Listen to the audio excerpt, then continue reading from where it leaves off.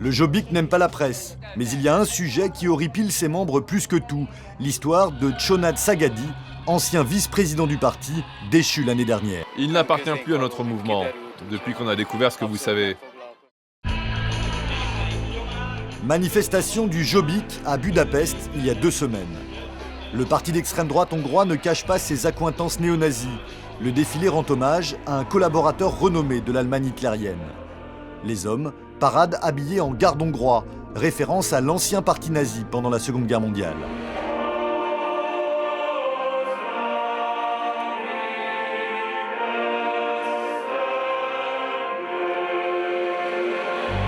Les ennemis du Jobbik sont clairement identifiés, les Roms, les libéraux et les Juifs.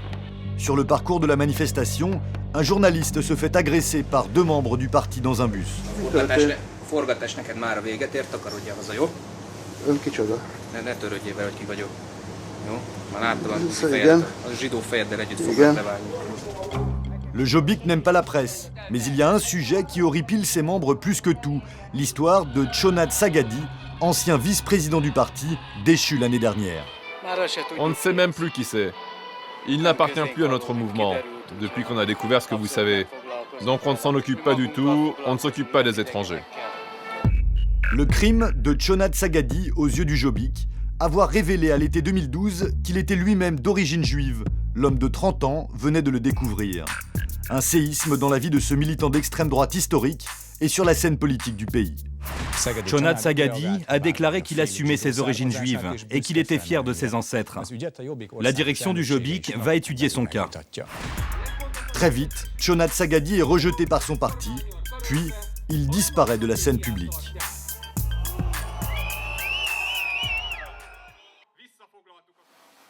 Un an et demi plus tard, nous l'avons retrouvé. Jusqu'ici, il se faisait extrêmement discret. C'est sa grand-mère maternelle qui lui a révélé ses origines. Elle-même est une rescapée d'Auschwitz et avait toujours caché son histoire à ses enfants par peur d'un nouveau génocide. Un passé familial dur à avaler pour son petit-fils, pour qui auparavant la Shoah n'avait jamais existé. Tout cela était un choc. L'Holocauste ne faisait pas partie de mon histoire. En plus, dans mon milieu, quand on voyait des films sur la Shoah, ou qu'on lisait des livres sur le sujet, on avait toujours l'impression que c'était un peu de la propagande, que c'était exagéré. Mais quand j'ai commencé à parler avec ma grand-mère, qui n'avait jamais vu ces films, comme La liste Schindler, ou lu des auteurs comme Kertész sur la Shoah, elle m'a raconté ce qu'elle a vécu à Auschwitz. Et c'était exactement comme dans ses films et ses livres. Ça a vraiment été un grand choc pour moi. Et si ce n'avait pas été ma grand-mère qui m'avait raconté tout ça, si ça avait été un autre survivant de la Shoah, peut-être que je ne l'aurais jamais cru. Un revirement total. Tchonad Sagadi, jusque-là, avait mené parfaitement son chemin de jeune fasciste antisémite. C'est lui qui avait créé la garde hongroise, avec qui il paradait régulièrement. Et il était devenu l'un des leaders du Jobbik, vice-président et même élu au Parlement européen. Lors de sa première apparition à Bruxelles, il arborait fièrement l'uniforme des gardes hongrois. À l'époque, Sagadi ne cachait pas son hostilité envers les Juifs, à la télévision, et toujours habillé en garde hongrois. Le problème, c'est qu'au cours des 20 dernières années, les Juifs ont déshonoré notre Sainte Couronne. Ils ont déshonoré la royauté chrétienne de Hongrie. Ce sont des Juifs, des personnes d'origine juive, des artistes, des intellectuels. Et ne me dites pas que vous ne savez pas que c'est un rabbin juif qui a dit que les Hongrois n'avaient rien offert à l'humanité, à part l'eau de vie à l'abricot et les pantalons larges. C'est comme si un prêtre catholique hongrois disait que les Juifs n'ont donné à l'humanité qu'un vieux panneau en pierre avec de la poussière. Malgré ses discours, son racisme et son antisémitisme affiché, Tchonad Sagadi est lâché par ses collègues fascistes lorsqu'il révèle son judaïsme. Dans un milieu où les Juifs sont accusés de tirer les ficelles du monde, il est soupçonné par ses anciens amis d'être un espion infiltré, d'avoir toujours menti sur ses origines. Des manifestations sont même organisées devant chez lui. Ironie de l'histoire, les gros bras du Jobbik se retournent contre leur ancien patron. Il nous doit des excuses. Il nous a trompés. Il nous a trahis. Et pire encore, il a trahi la patrie. Les traîtres ont toujours été dénigrés et déshonorés au cours de l'histoire. Leur nom doit être synonyme de honte. Poussé dehors, Canad Sagadi s'éloigne de son ancienne idéologie. Plus étonnant, il décide de se tourner vers la religion juive et de devenir pratiquant. Il contacte un rabbin Lubavitch de Budapest, Shlomo Koves.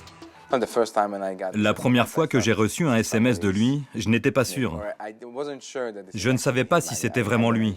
Je me disais que quelqu'un voulait me provoquer ou me faire une blague.